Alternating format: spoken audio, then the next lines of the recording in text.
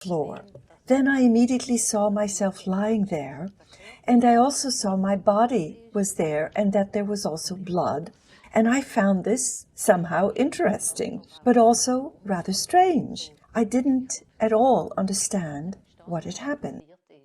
So you were outside the body and you saw yourself from above.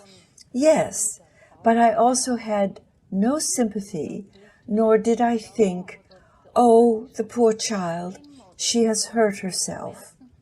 Or, this is bad news. I didn't feel any pain either. It was just nothing. It was like nothing. The only thing I thought was, isn't that strange? What's lying there? And above all, it fascinated me that I was floating, which I found much more interesting than the body which was laying down there. And while I was hovering, I thought, what's that now? If I breathe in a little bit, everything expands, and then it contracts again. And I was wondering if in this state of being I could move.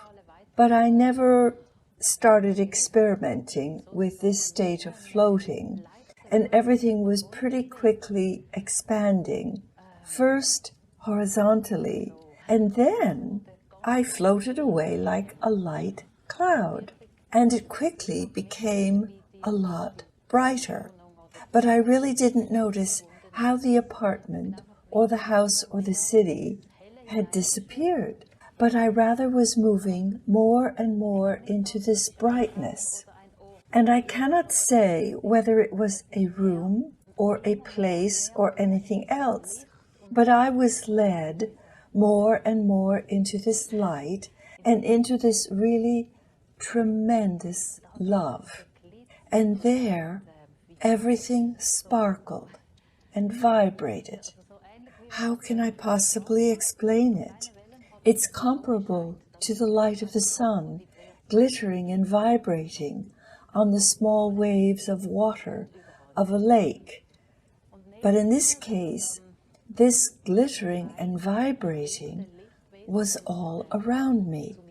And next to me, two of these vibrating light beings came to me and accompanied me in some way. They came along with me, and they didn't really have any shape as we know it, but they appeared to consist of a sort of condensed light. And then I was included into their circle, and it appeared to me that this was a circle of light. And also, this circle of light was in fact only composed of light beings. And somehow I knew, or at least I felt, I can't really explain it, that these figures were male and female. And right in front of me was a male figure. And I knew this was my grandfather, who had died before I was born. So I hadn't known him during my lifetime, but I knew he was happy that I was coming, and also everyone else there was waiting for me in order to welcome me into their circle.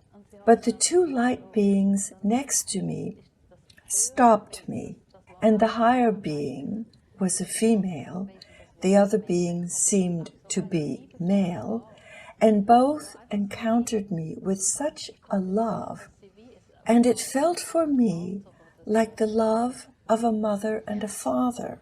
Well, at least that's how it felt for me. I can't describe it any other way. They embodied a divine kind of mother and father. The female being passed through me, whereby an incredible love was flowing through me. And then suddenly, the being was beside me again. And as I was already there, I then wanted to stay there, because everything was just so good and wonderful there. But then a voice formed and spoke, resounding through everything, as if through time and space.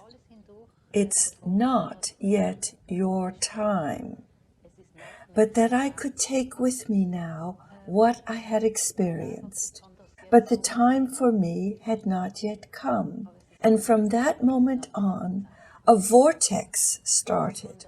I'll compare it with the water that runs off in the bathtub after you pull the plug, and when the water is spirally sucked downwards.